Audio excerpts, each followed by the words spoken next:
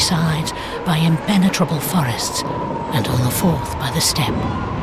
They were a strong, brave, and cheerful people. But evil times came upon them. Other tribes came warring against them and drove them into the depths of the forest.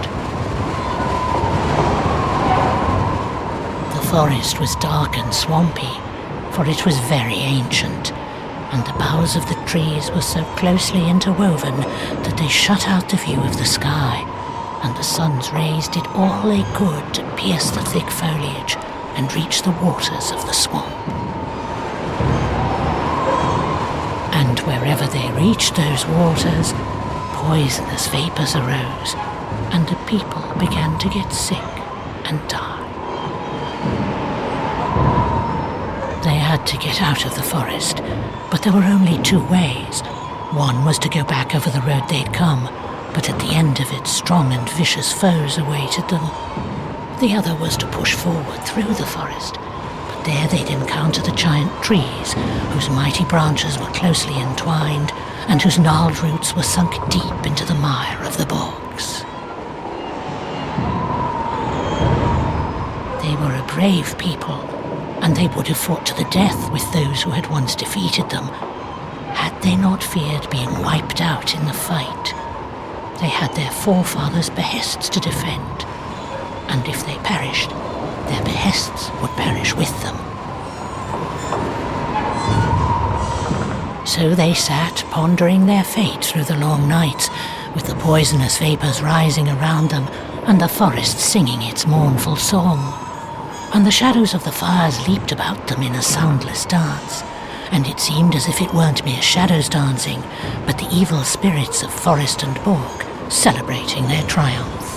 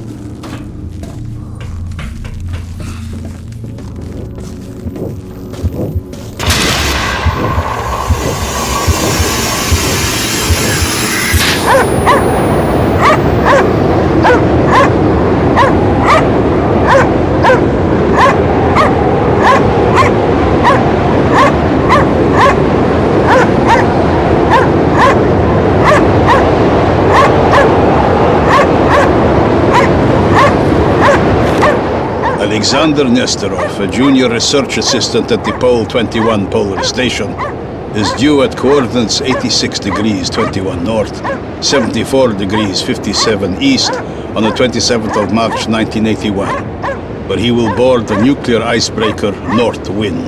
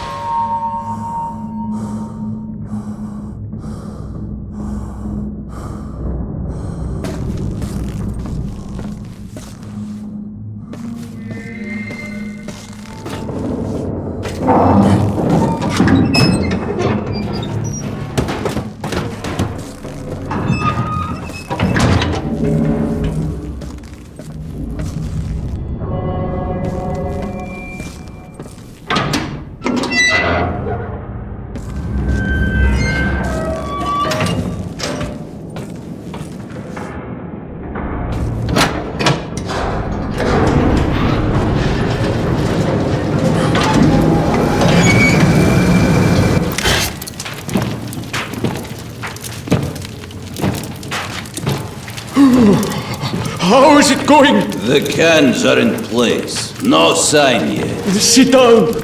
Warm up while it burns. I brought 2 more crates to dry.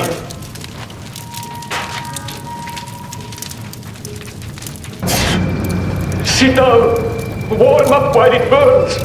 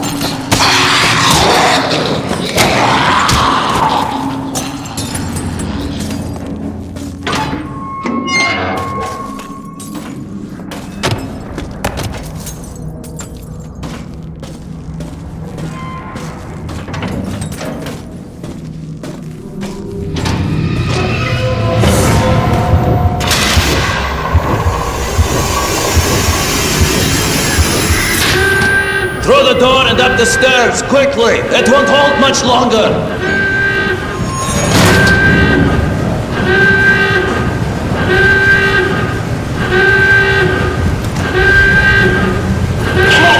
Everyone must evacuate the first and second compartments. Get to the upper decks.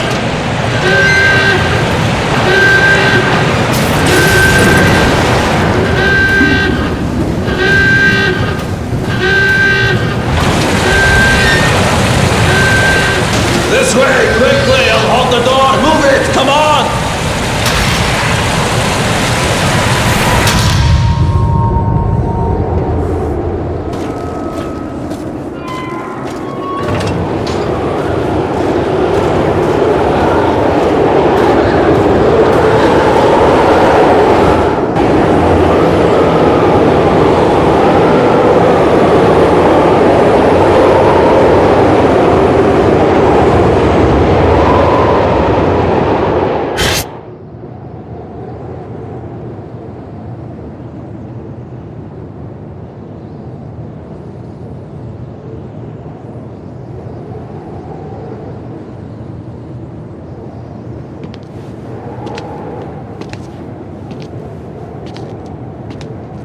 Captain, the rod shows formation of sea ice all along our course. The rod, as in a divining rod? Another clairvoyant gadget of yours. Sir, clairvoyance is for shamans. This is cutting-edge scientific equipment, virtually foolproof. Do you know why it is called the rod? Well, yeah, you had it, sir. Named after a divining rod, a stick used to search for water underground. Was real popular back in the days of wooden ships and navigating under the stars. Times change, but some things remain much the same. The ship must respect you. You must listen to her, understand her, talk to her, live with her one-on-one for many years. Then you become more than just a captain. You become a part of something bigger. That's great, but isn't it just pretty words? Sir, it seems to me all you've got to do is hold on to the wheel. When are you going to let me try, by the way? You don't waste any time, do you? Well, if you're keen, try this for now.